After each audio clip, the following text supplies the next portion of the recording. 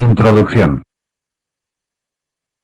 Las enfermedades cardiovasculares suponen en la actualidad la primera causa de muerte en el mundo occidental, junto con una de las principales causas de morbilidad entre las poblaciones que lo conforman, por lo que tienen un gran interés desde el punto de vista social y médico.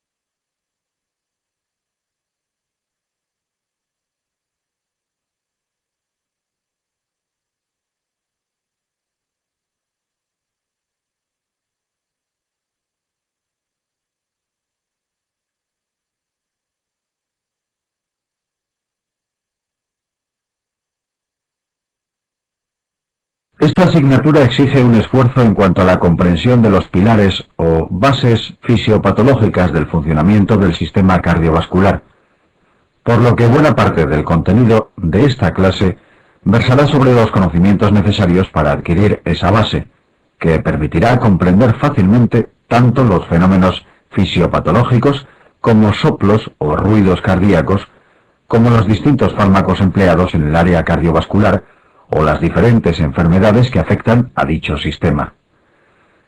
No obstante, en ocasiones es preciso recurrir a generalizaciones para facilitar la comprensión de los apartados que podrían, en algún caso, inducir a error en circunstancias particulares, por lo que el estudio de la asignatura exige trabajar el manual CTO como texto base de estudio.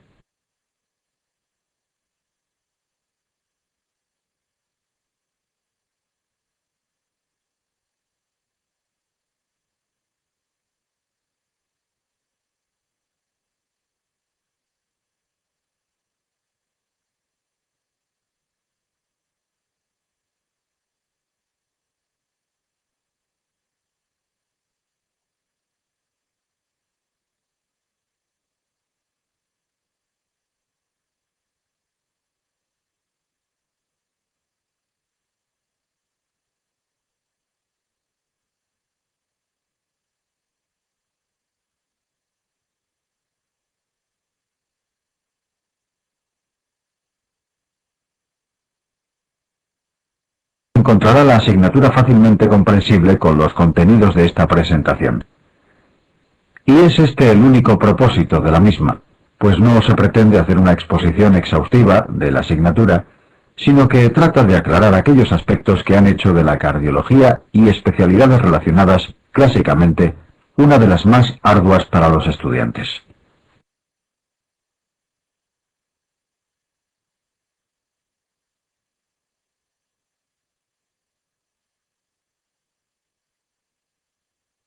Potencial de acción cardíaco.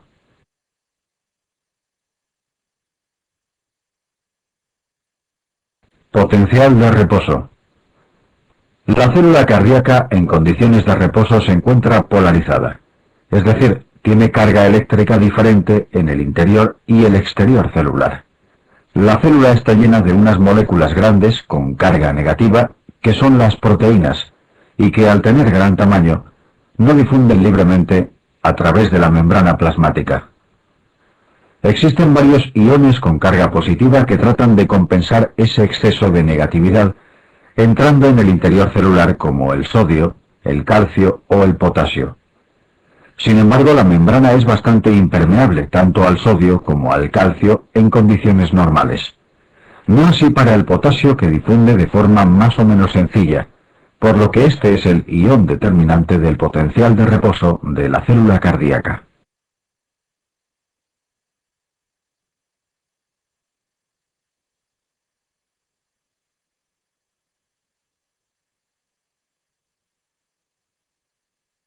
La impermeabilidad al sodio es fundamental, desarrollándose por parte de las células sistemas como la bomba sodio-potasio ATP-ASA, que mediante el consumo energético de ATP consigue la incorporación de potasio al interior de la célula y la expulsión de sodio al exterior. El calcio realmente no se encuentra en gran concentración en el plasma, sino acumulado en unas vesículas que conforman el sistema reticulosarcoplasmático, que están dentro de las células, pero con el ion excluido del citoplasma. Por todo ello, a pesar de la gran cantidad de potasio que hay en el interior de la célula, a diferencia del sodio y el calcio, que son bastante pobres en el citoplasma, sus cargas positivas no consiguen compensar el exceso de negatividad de la célula, por lo que decimos que en condición normal la célula está polarizada, pues hay más cargas negativas en el interior que en el exterior, con un potencial en torno a menos 90 milivoltios para las células musculares cardíacas.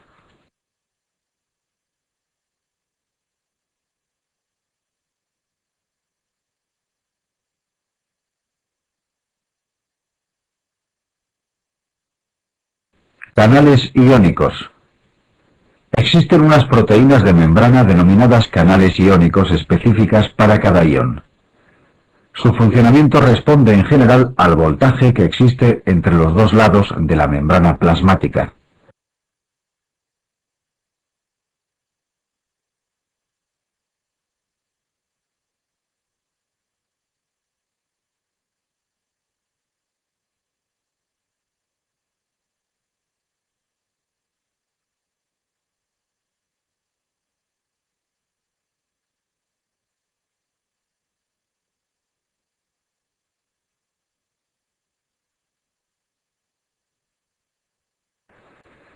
La primera figura representa un canal de sodio en condiciones basales, en torno a menos 90 milivoltios. Este canal se encuentra cerrado y no permite el paso de iones a su través. Ante determinados estímulos que producen un cambio en el potencial de membrana, es decir, al permitir que entren algunas cargas positivas más de las normales, se puede conseguir llegar a un nivel denominado potencial umbral, en el cual todos los canales de sodio de la superficie celular cambian su conformación pasando al estado de la segunda figura, es decir, abierto o activo, permitiendo el paso del ion sodio a su través. Eso permite una entrada masiva de sodio al interior de la célula durante esta primera fase de lo que se denominará potencial de acción.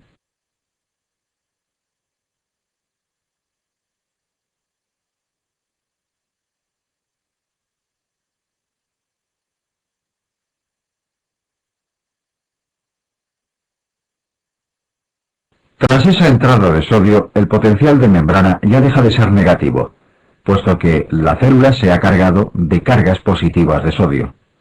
Eso produce un nuevo cambio en la conformación a modo de una bola con una cadena que consigue tapar el orificio por el que estaba entrando el sodio, y se produce la inactivación del canal. Este canal, que permanece inactivo, no permite el paso de sodio y sin embargo no está preparado para una nueva despolarización, pues hará falta que se transforme de ese estado inactivo al estado cerrado original con un cambio en su conformación. Por lo tanto, existe un periodo de tiempo desde que el canal se inactiva hasta que el canal pasa a modo cerrado, en el que la célula no puede volver a tener una apertura de los canales de sodio, no puede volver a tener por tanto un nuevo potencial de acción. Este es el periodo refractario.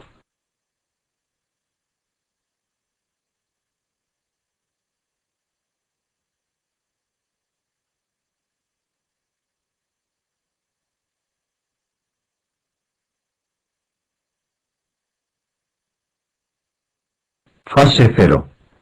La diferencia de potencial entre los dos lados de la membrana, que como hemos dicho en reposo está entre los menos 90 milivoltios, sufre pequeñas oscilaciones de la línea de base producidas por la entrada y salida continua de algún ion. Cualquier estímulo que sufra la célula va a producir una pequeña alteración en la impermeabilidad que tiene en condiciones normales la membrana al sodio, permitiendo algo de entrada de dicho ion al interior.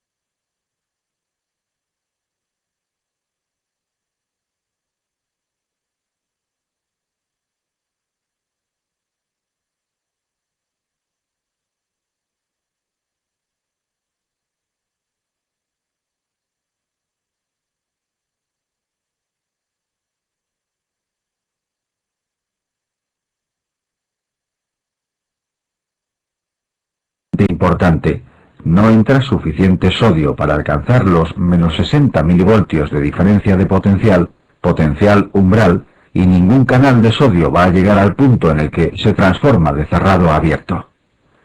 Por lo tanto, la bomba sodio-potasio ATP-ASA va a devolver al sodio al exterior celular recuperándose el potencial de reposo.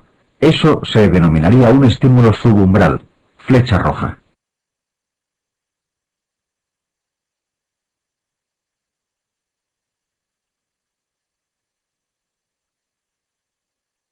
Sin embargo, en el momento en que damos un estímulo suficientemente intenso para que entre suficiente sodio en la célula para alcanzar el potencial umbral, flecha azul, todos los canales del sodio de la célula sufren el cambio de conformación, pasando a ser canales activos o abiertos, permitiendo la entrada de sodio, lo que va a hacer que penetre mucho sodio a gran velocidad en el interior.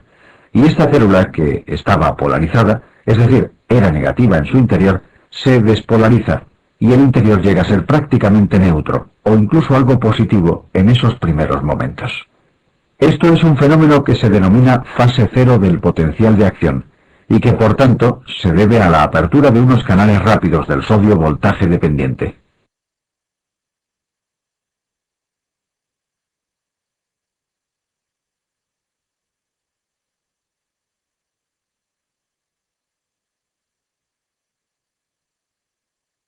Fase 2. Existe una fase 1 que tiene relativa poca importancia, salvo en situaciones especiales como el síndrome de Brugada, por lo que no nos vamos a detener en ella. Tras ella existe un espacio de tiempo que es la denominada fase 2 del potencial de acción, en el que la célula se ingenia un sistema para sacar rápidamente el sodio fuera de su citoplasma, que consiste básicamente en intercambiarlo por iones calcio.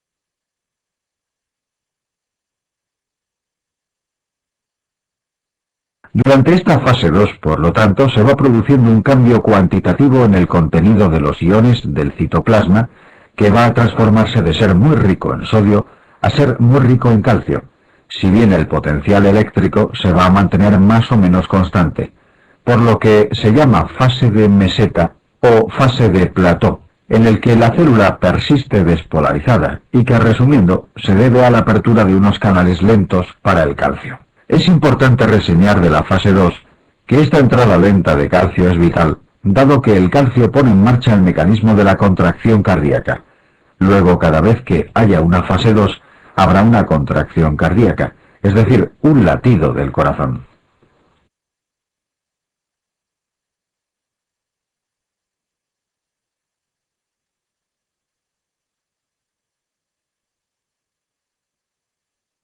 Fase 3. Durante la fase 3 el fenómeno fundamental es la salida de iones positivos para recuperar la negatividad del interior celular. Y eso se consigue básicamente mediante la salida de potasio, que es el catión que con más facilidad difunde desde el interior de la célula hacia afuera. De esta forma, de esta fase 3 se debe a la apertura de distintos canales de potasio, de los que hay muchas familias y subtipos, que van a permitir que la célula progresivamente se vaya haciendo más electronegativa en su interior, recuperando el potencial de membrana y conformando lo que se denomina fase 3 o repolarización.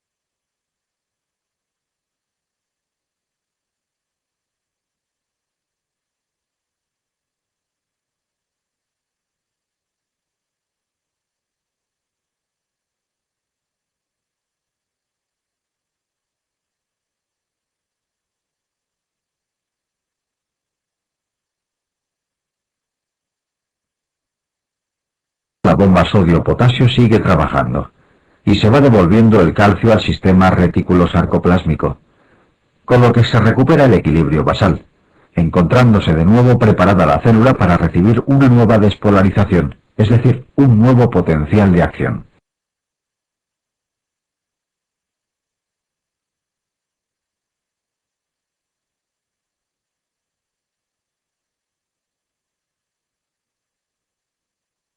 Fase 4.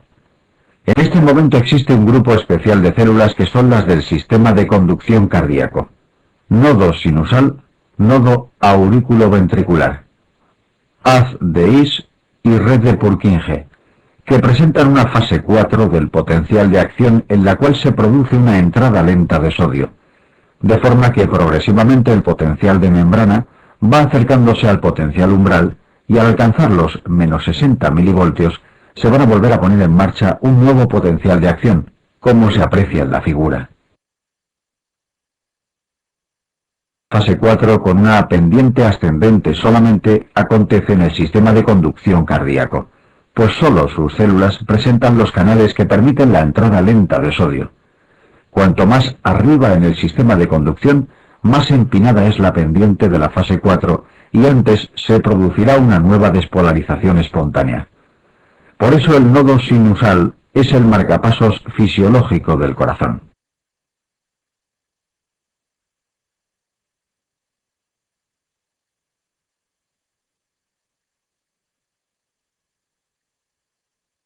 Además, esta fase 4 se ve muy influenciada por el sistema vegetativo a nivel de ambos nodos, de forma que el estímulo simpático hace que la entrada de sodio sea mayor, es decir, empina la pendiente de la fase 4, línea punteada, permitiendo que alcance antes el nivel umbral, y por lo tanto provocando un nuevo potencial de acción antes de lo que ocurriría en ausencia de estímulo simpático. El parasimpático tiene el efecto opuesto, línea rayada. Este es el motivo por el que un estímulo simpático produce sobre el nodo sinusal una aceleración de la frecuencia cardíaca.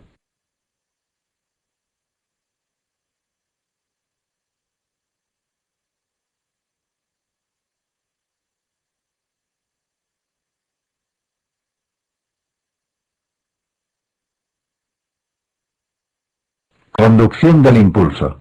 Si una célula cardíaca se encuentra vecina a otra célula, está conectada a ella mediante unas uniones gap que permiten el paso de iones a su través. Así, cuando una de las células se despolarice, la célula vecina a través de sus uniones gap va a recibir esa información que va a servir como un estímulo para que se despolarice también, existiendo unas características en la distribución de dichas uniones gap, de forma que la conducción de este impulso despolarizante va a ser mucho más rápida en el sentido longitudinal de las fibras que en el sentido transversal. Así, las células se comportan como un sincitio funcional.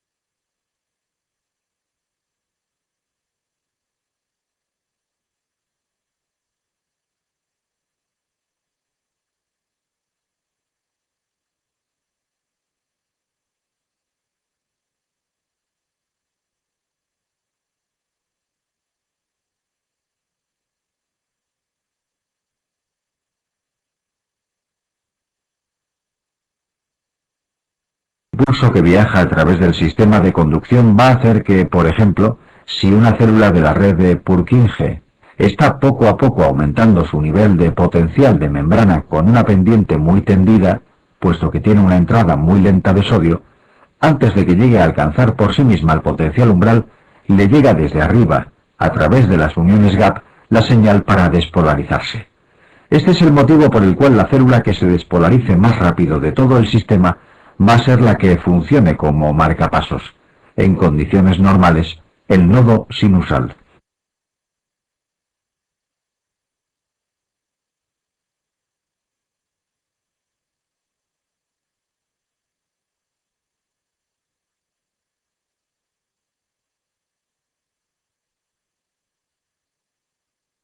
Fármacos antiarrítmicos.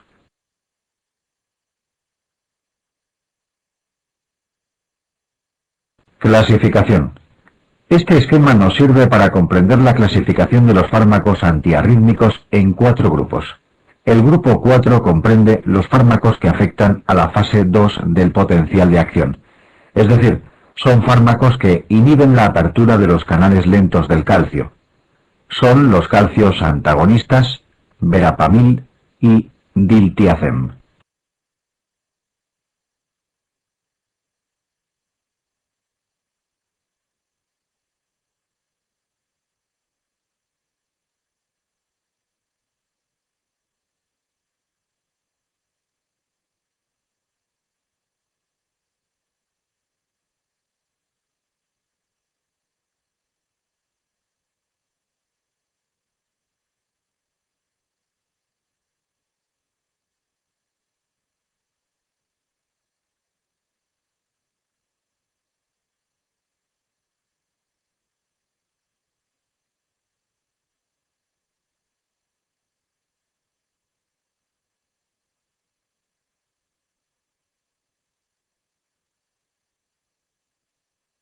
El grupo 3 lo conforman los fármacos que tienen la capacidad de inhibir los canales de salida de potasio durante la fase 3 de repolarización, alargando la duración del potencial de acción. El grupo 2 son fármacos que afectan a la fase 4 del potencial de acción, es decir, los beta-bloqueantes, pues al inhibir el impulso simpático conseguiremos disminuir la pendiente de dicha fase 4.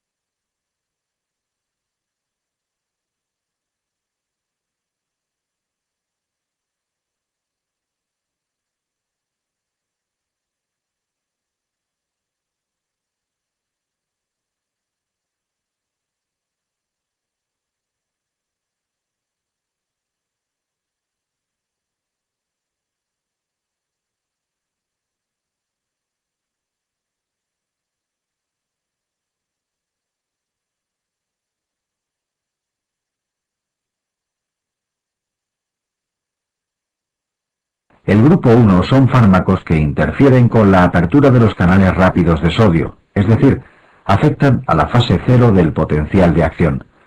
Al estar incluidos, un gran número de fármacos se dividen en tres grupos: 1A, 1B y 1C. Enlentecen la velocidad de conducción del impulso despolarizante y no alteran la duración del potencial de acción, salvo los 1A, que también inhiben la salida de potasio, actuando pues como grupo 1 y 3 a la vez.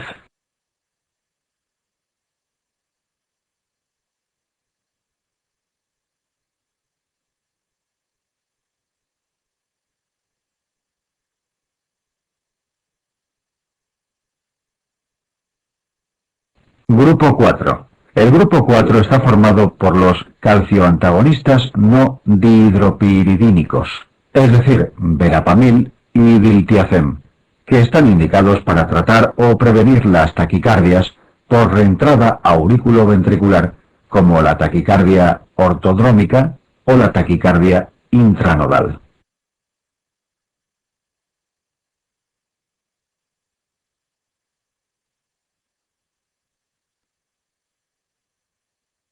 También se utilizan para frenar el nodo AV en pacientes que presentan taquicardias en las aurículas como fibrilación auricular o flúter auricular crónicos. El efecto secundario fundamental es el inotropismo negativo, puesto que al inhibir la entrada de calcio entre las células disminuyen la fuerza contráctil del corazón. También son cronotropos negativos, pues ambos nodos tienen un potencial de acción algo diferente al explicado, en el que la fase cero depende mucho de la entrada de calcio. Otros efectos son la vasodilatación por relajar el músculo liso vascular, el estreñimiento o los edemas en miembros inferiores.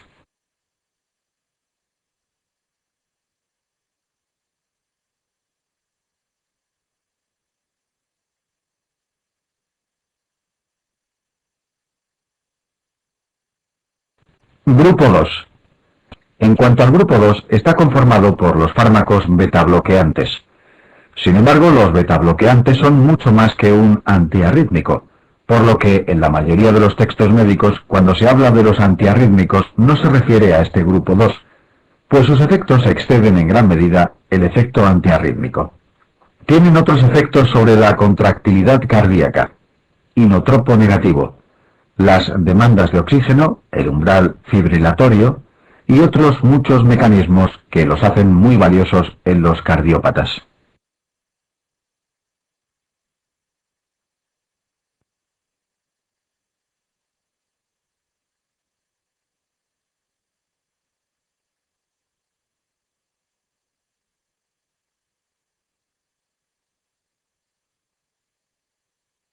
Si nos centramos en su efecto antiarrítmico, hay que decir que lo más relevante es su efecto de freno sobre el nodo sinusal y auriculoventricular, y por tanto de control de la frecuencia cardíaca en respuesta a la fibrilación o flúter auricular. También son útiles en las taquicardias por reentrada AV. Además, se pueden utilizar para tratar la taquicardia sinusal en respuesta a circunstancias como las crisis de hipertiroidismo. Están especialmente indicados en pacientes con enfermedad coronaria o con insuficiencia cardíaca por disfunción sistólica, dado que en ambas situaciones han demostrado mejorar la supervivencia.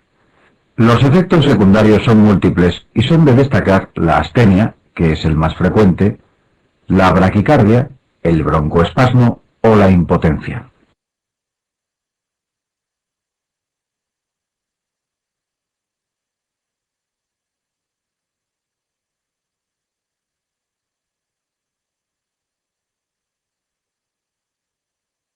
Grupo 3. Los fármacos del grupo 3, por enlentecer la salida de potasio y la repolarización, producen un efecto en el electrocardiograma que es la prolongación del intervalo QT, pues el QT expresa el tiempo entre el QRS, onda de despolarización ventricular, y el final de la onda T, onda de la repolarización ventricular. Del intervalo QT puede dar lugar a unas arritmias que se denominan taquicardia en torsión de puntas o taquicardia helicoidal, que es una arritmia ventricular maligna polimorfa y que suele provocar síncope cuando la arritmia se autolimita y si no lo hace, provoca la muerte súbita del paciente.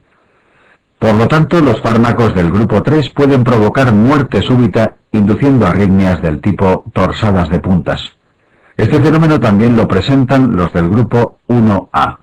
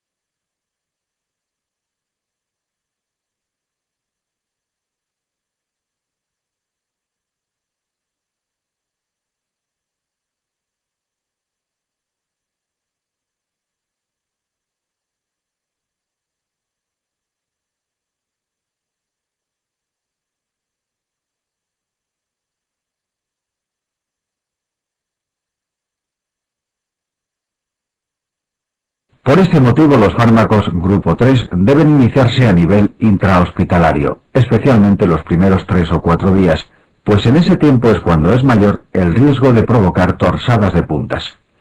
A excepción de amiodarona, que aunque prolonga el QT es excepcional que provoque muerte súbita, por lo que sí puede iniciarse de forma ambulatoria.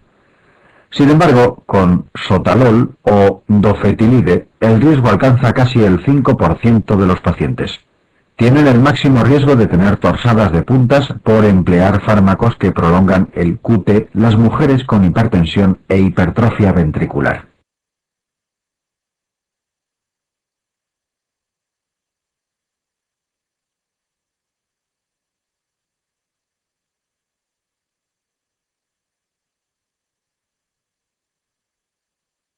Amiodarona probablemente sea el mejor antiarrítmico de que disponemos, pues puede ser útil prácticamente en cualquier arritmia. Sin embargo, como fármaco de primera elección, hay que saber que es el único antiarrítmico que se puede emplear de forma crónica en pacientes que presentan cardiopatía estructural, es decir, el paciente que tenga cualquier enfermedad estructural del corazón que necesite un tratamiento antiarrítmico crónico. El único fármaco que puede recibir es la amiodarona, excepción hecha de los betabloqueantes que son algo más que un antiarrítmico. Amiodarona son sus efectos secundarios frecuentes: afectación cutánea con fotosensibilidad, depósitos corneales en bigotes de gato, alteraciones tiroideas, tanto hiper como hipotiroidismo, por tener yodo en su composición, fibrosis hepática o pulmonar. Esto hace que a largo plazo el paciente no tolere el fármaco. El sotalol es un fármaco betabloqueante, pero su efecto predominante es de grupo 3, por inhibición de canales repolarizantes de potasio. Dado que los pacientes con enfermedad coronaria tienen necesidad de tomar un betabloqueante, sotalol puede ser útil para tratar las arritmias en estos pacientes, especialmente para prevenir la fibrilación auricular.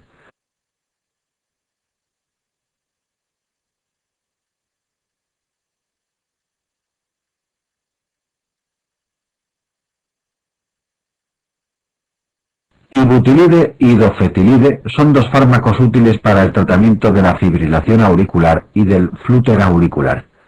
Esta última arritmia, el flúter auricular, es muy resistente al tratamiento con fármacos antiarrítmicos, siendo estos dos los únicos que tienen cierta cabida en su tratamiento. El efecto secundario fundamental es la prolongación del QT y riesgo de torsadas de punta. Dofetilide se puede emplear de forma segura en pacientes con enfermedades estructurales del corazón.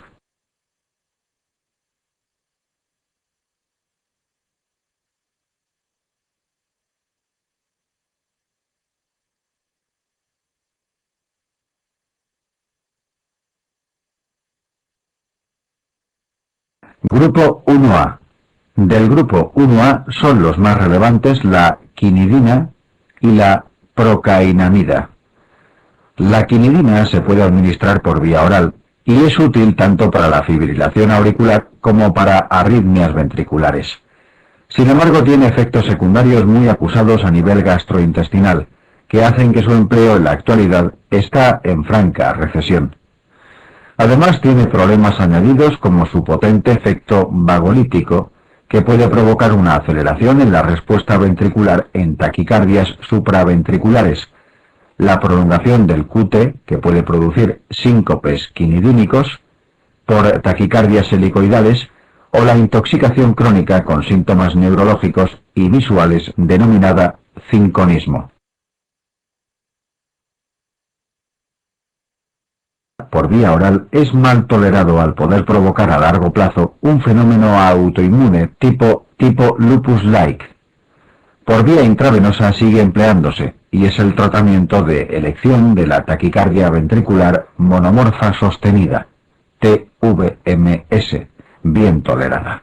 La TVMS es aquella que tiene su origen en los ventrículos y en la que todos los complejos QRS son de la misma morfología. Para tratarla con antiarrítmicos es necesario que el paciente la tolere hemodinámicamente, puesto que si está inestable lo que estaría indicado es hacer una cardioversión eléctrica urgente, igual que ocurre en cualquier otra arritmia.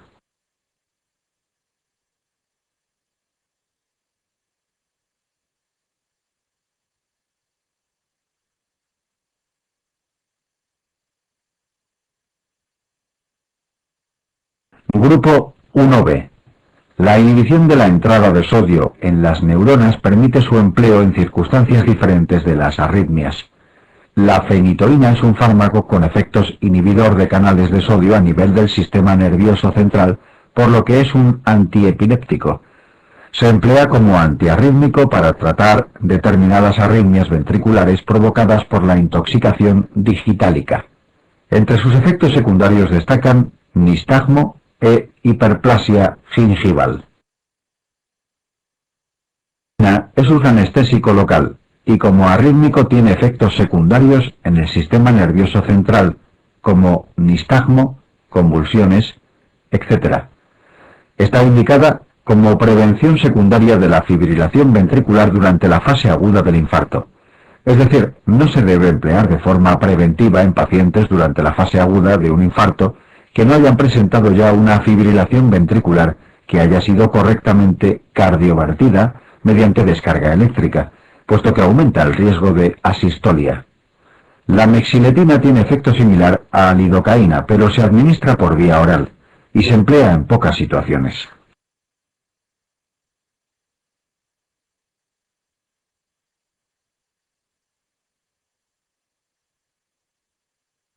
Grupo 1C. Flecainida. En la actualidad se considera el fármaco más eficaz para cardiovertir la fibrilación auricular, FA. Su eficacia ronda el 70%, y propafenona es probablemente la segunda más eficaz. Para prevenir la FA, los más eficaces son amiodarona y sotalol. El efecto secundario más importante de los 1C es la posibilidad de provocar un flúter denominado flúter 1C. Otros efectos adversos se muestran en la tabla, aunque suelen ser bien tolerados.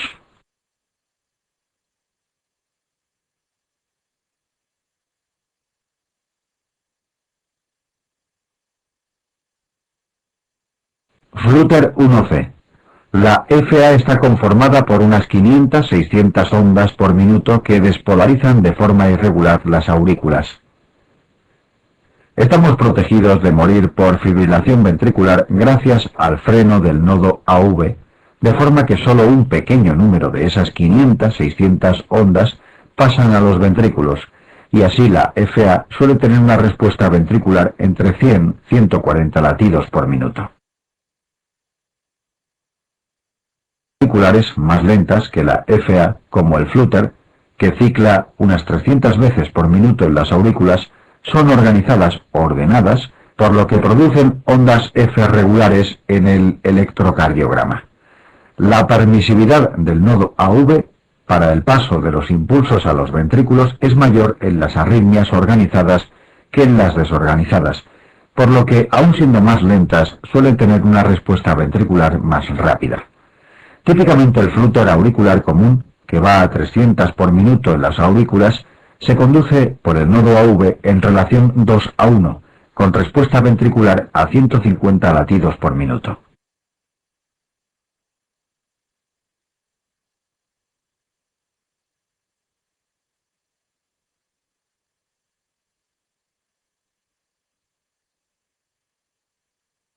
Cuando se emplean antiarrítmicos para intentar cardiovertir una FA, pueden ser eficaces o no, pero hay que considerar la posibilidad de que no llegue a cortarse la arritmia, pero sí a organizarse en un flúter, generalmente enlentecido en las aurículas por el fármaco, por ejemplo a 200 ciclos por minuto. Si el nodo AV permitiese que se condujese 1:1 a los ventrículos, la frecuencia cardíaca pasaría de 100-140 latidos por minuto durante la FA a 200 durante el flúter, produciendo inestabilidad hemodinámica. Para cubrir esa eventualidad, que puede acontecer con cualquier antiarrítmico, pero sobre todo con los 1C y la quinidina, es recomendable asociar fármacos frenadores del nodo AV, betabloqueantes, verapamil, diltiazem o digoxina, para que si se transforma en flúter, la respuesta ventricular no sea 1:1, sino más lenta. Esto es especialmente importante con la quinidina, pues asocia un efecto vagolítico que acelera la conducción por el nodo AV. Propafenona tiene actividad betabloqueante intrínseca, que hace menos probable la respuesta ventricular rápida en el flúter inducido por el fármaco.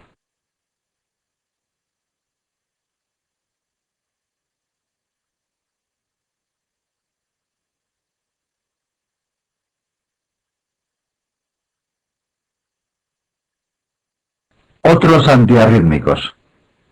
La adenosina o ATP se utiliza por vía intravenosa y su efecto dura unos segundos. Básicamente produce un bloqueo transitorio de los nodos sinusal y AV. Esto permite cortar la crisis de taquicardia mantenidas por fenómenos de reentrada AV. También se utiliza para hacer el diagnóstico diferencial de las taquicardias de QRS ancho. El principal efecto secundario es el broncoespasmo por la estimulación de receptores A2 adenosínicos a nivel bronquial, cuyo antagonista o antídoto sería la aminofilina o teofilina intravenosa. Puede provocar tanto fibrilación auricular como fibrilación ventricular, por lo que su empleo debe realizarse siempre en las proximidades de un desfibrilador.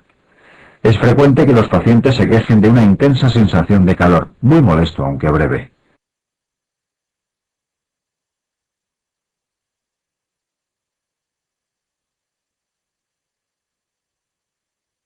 La digoxina es un fármaco cuyo único efecto a nivel antiarrítmico es frenar el nodo AV. Ni quita ni previene ninguna arritmia, por lo tanto nunca está indicada para tratar de quitar o para tratar de prevenir la aparición de ninguna arritmia. De hecho, puede provocar muchas arritmias. Su única indicación, por tanto, es como frenadora del nodo AV ante pacientes con arritmias auriculares crónicas que necesiten un control sobre la respuesta ventricular a nivel del nodo AV. Entre los efectos secundarios hay que destacar los más frecuentes de tipo digestivo, aunque los más relevantes son los electrocardiográficos. Como frena el nodo AV por ser vagotónica, puede producir bloqueo AV. El efecto más frecuente sobre el electrocardiograma es la aparición de extrasístoles ventriculares, y el más específico es la aparición de una taquicardia supraventricular con bloqueo AV variable.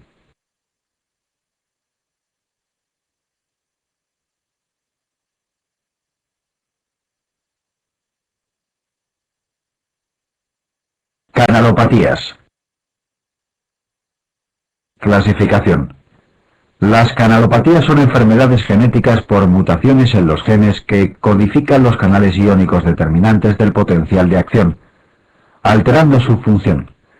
Pueden dar lugar a arritmias malignas y muerte súbita. Los síndromes de QT largo congénito tipo 1, LQT1 y 2, LQT2, se caracterizan por una disminución funcional de canales de potasio que origina QT largo y torsadas de puntas. En el LQT3 es un aumento de función del canal de sodio el que prolonga el QT. Para los tipos 1 y 2 el tratamiento incluye betabloqueantes y desfibrilador automático implantable, DAI si persiste sintomático. Suplementos de potasio pueden ser útiles en el LQT2. En el LQT3 los betabloqueantes no sirven y está indicado un DAI. A veces antiarrítmicos del grupo 1 ayudan a controlar los episodios.